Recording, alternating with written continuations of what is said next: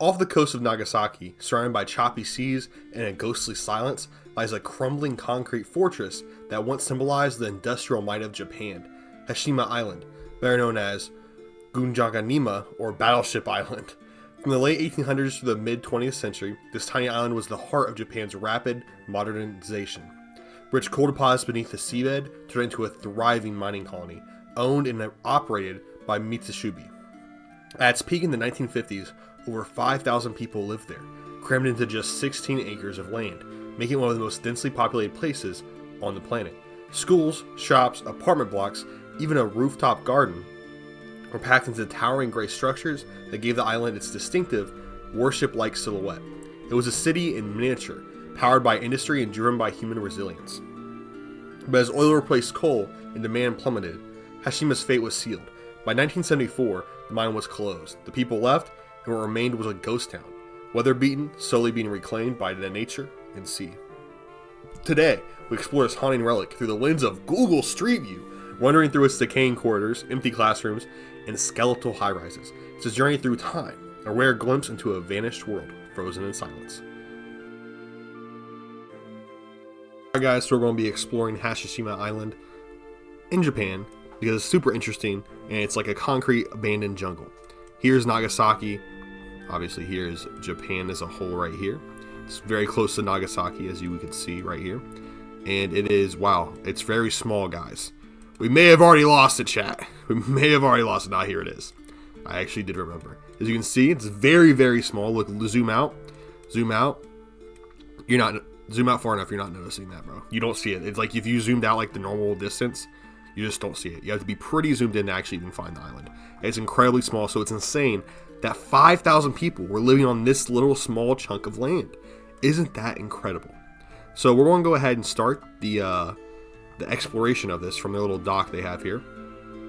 And go to the street view. Now let's check this place out, baby. How do I... Oh shit, I did not want to do that.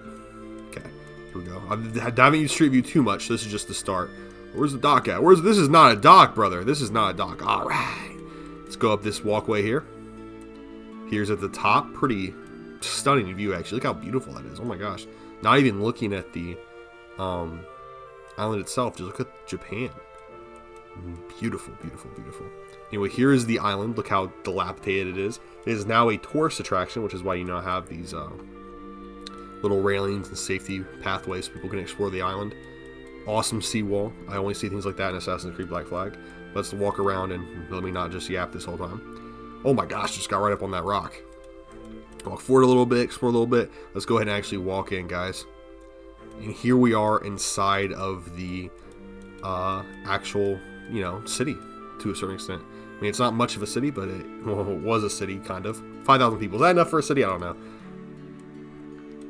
Massive just concrete and buildings up here. Pretty incredible how this looks, to be completely honest with you. And they built this on just some small island because they found some coal under the sea.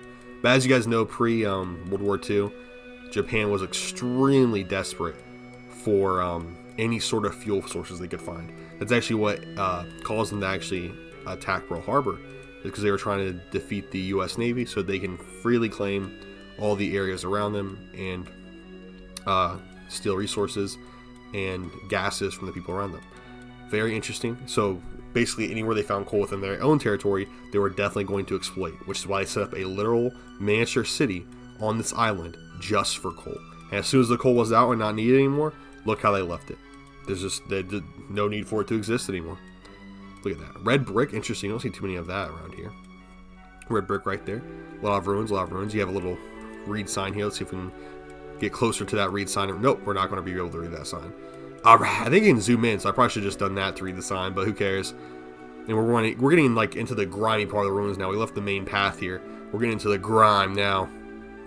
Look at this. People were exploring this island before it was remade into a tourist attraction. Imagine how scary this place would be at night. That would be a great place for a horror flick, to be completely honest with you. I would love to have a little horror flick here. Would you guys not love that? That would be amazing. Interesting, interesting, interesting. Let's hide that imagery. I don't want that there. Look at this. Can we go up the steps? Surely not. Surely you can't go up the steps in the Google Street View. I don't think we did. Yeah, we just teleported somewhere random. Now I'm kind of lost. I don't know where we're at anymore. But I don't know if you can actually... Well, what the hell is this? I don't believe you can actually go into the coal mines themselves from this street view, but that'd be cool if you could. Anyway, it is important to mention that this place was basically a slave camp for Koreans and Chinese people. It's very, very dark. And they were basically put into forced labor until, of course, Japan was defeated in World War II. And after the defeat in World War II, it was still used as a coal mine, but I don't believe there is as much forced labor as there was beforehand. At least I hope not. I'm not 100% on when the forced labor stopped, but definitely during World War II, they were, you know, being pretty fucked up about it. Not great people. If you guys did... Whoa, where did we go? We just went inside a building? How did we do this? But yeah, if you guys did not know, Japan was not the friendliest power in World War II. Exploring this inside this building. I wonder what this could have been. This looks like it was probably a... Is that a toilet, perhaps? Is that a... What does that look like to you guys? Does that look like a toilet? It's a sink maybe right here. Toilet. Bigger toilet, maybe? I don't know. I'm not great at uncovering what buildings are, to be honest with you. That's why we're starting this series here today. So together we can become more architecturally sound. Can we go in this room here? Did I go in the room? No, I did not. I'm a bit lost now. There's some puddles down here. Okay, that's not good. What's going on here? Alright, I'm not going to the same spot over and over again. Let's get the hell out of here. Let's get the helly out of here. So now we've left the building. There's a lot of ruined structures around us. Isn't it crazy just that, like, all this, like, built structures? There are homeless people around the entire world. In Japan, even though they hide their homeless population. But there are homeless people in Japan, and they just let these structures go to waste. Obviously, I mean, it's kind of on an island in the middle of nowhere with no natural resources, so maybe it wouldn't be the best place to live. But you gotta think, there's so many abandoned structures throughout the world. Like, abandoned mega skyscrapers, abandoned mega projects throughout the world, and there's still such a large amount of homeless people. And if they're abandoned, why not just throw the homeless people in those mega structures? That's my thought process, right? But people don't do that for some reason. I don't know why. Oh, look at that. This has to be housing right here. There's no way this isn't housing. Look at this. They have like their windows, their screen doors. These balconies? Wait a minute. Maybe this place was pretty nice, actually. They had some balconies? What? No way. Maybe this place was nice. What? What? I want to go inside the building. I don't know why it keeps sending me outwards. Who was taking this cool street view where they were just like walking on literal rubble? Like, who was doing this, bro? Alright, can we get in another building again? Because that was pretty cool. Oh, we can get in between buildings. See, this isn't safe. Don't do this, guys. Okay, we're getting back to the same spot we were in. Let's just move down as far as we can. Oh my gosh, look at these block-esque apartments, bro. I know this isn't necessarily Soviet architecture, but as someone that doesn't know architecture at all, it reminds me of that. But this is literally just a concrete jungle, bro. If you ever played the video game Babidi, it really reminds you of this. There's barely any sunlight peeking through the roof here.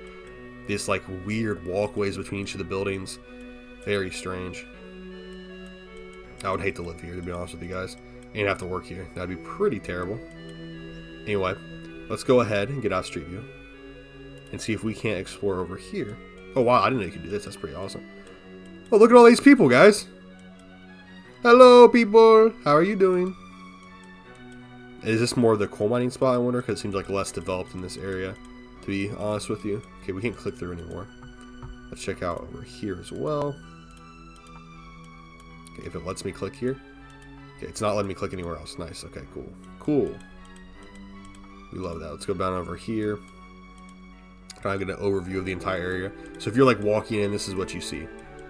This is what you see walking up to your future for probably the rest of your life. Which is very depressing when you think about it. I would not like to be in that situation. Personally, myself, I would not like to be in that situation. Alright. So, pretty cool area. Glad we got to look at it together, guys. Let's see if we can look into the coal mine ruins here. And actually go in the street view here.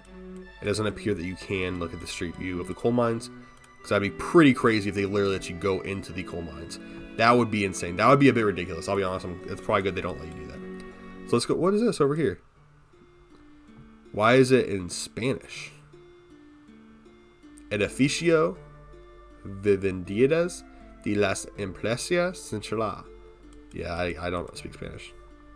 I'm going to street view down the other end of the island so we can explore the whole island.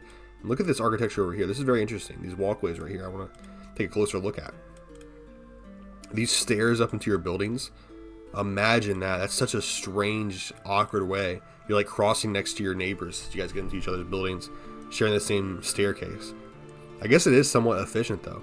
It's just so creepy how all this is just like straight concrete. Like no, I mean obviously it would probably deteriorate right now, but like there's like no attempts to make anything unique or decorated. It's just like the cheapest, quickest possible housing you can make, just made of metal and concrete.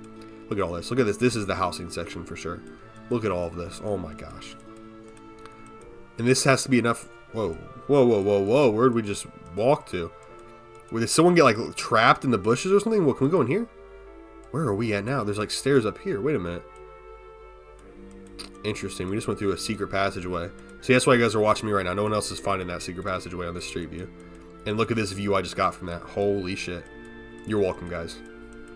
But yeah, it's just so creepy seeing like these block apartments that have like no personality, no like unique architecture.